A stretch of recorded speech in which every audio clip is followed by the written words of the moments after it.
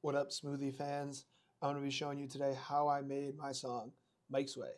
So let's get right into it. Hey, could I just get a number 55?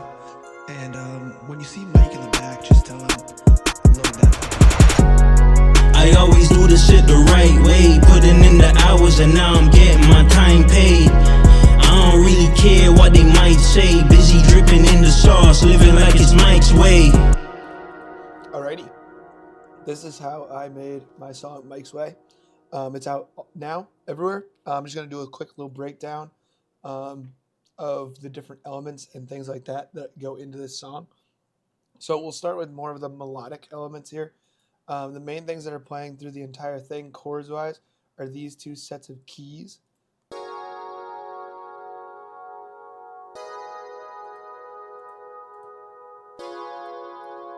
And then you have this one.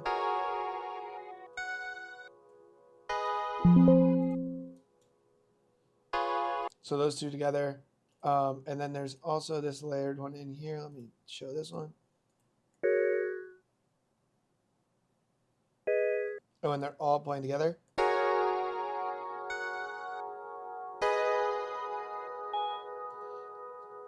And then during the verses and things that create some of the energy, I have these arps.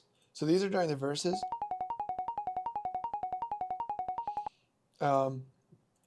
And then these ones sort of filter in the chorus. That's the main melody that you hear. And then for 808s, I'll actually solo these. Huge fan, little promo here, I guess, of the Ramzoid 808 cooker. This thing is awesome. There's a ton of different really good samples in here. I don't know if it'll play right now, but that's fine. There's a lot of really good ones, so highly recommend. Wasn't too expensive, so huge fan of that. That's actually how I got the 808s there. The rest of these samples are actually just one shots, so I use those from different packs. As far as drums, this is what we have as the pattern.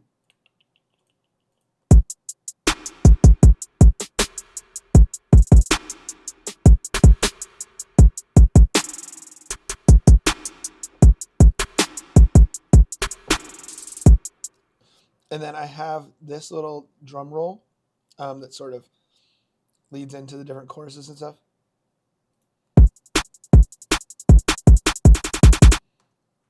So I've started to really like using those in a lot of different songs just to sort of get the get the listener prepared for what's about to happen. It'll have a Mike in the back, just tell him load that. and then drops. And so then as far as the vocals go, this is what they sound like on their own. I always do the shit the right way, putting in the hours and now I'm getting my time paid. Huge thing. I don't know if if you're a producer or whatever it may be that I really enjoy doing, and that's very helpful. I'll ask the artist to record a second copy, exactly the same, but just another attempt essentially. So they'll record the chorus how they want to, and then they'll record a double of the chorus in the background. It just creates a little bit more. It fills up so that the vocals don't sound the exact same going from the verse to the hook. But yeah, it'll sound like this, and then during Busy dripping in the sauce, living like it's Mike's way. Putting in the effort, the diamond came from the pressure, took L's, it's been on record, but I'll go through a little bit of my vocal mixing chain here for this. I've changed this up since this song, but this is kind of what I got going on here. Two EQs, one main EQ that's just sort of boosting some areas that I think need to be boosted or taking away from some high end or whatever it may be. One that just sort of, this one really isn't doing too much at all, to be quite honest with you. Sometimes if I feel like there's a lot of high end or like too much, whatever it is, I can sort of shape it a little bit with this. But that one's not really doing anything right now. This removes any background noise from the vocals if, the artist was recording and there was some background noise or whatever it may be. This de-esser will take like any of the sounds that come out. So I that's a huge one for me. Just to really take any vocals that maybe aren't, there's some rough recording or whatever it may be, that'll sort of take those S-ing sounds off of the track. This is just auto tune. Again, I actually took Fruity Limiter out of my most recent chain because I already have Maximus going here. I'm learning still, so bear with me.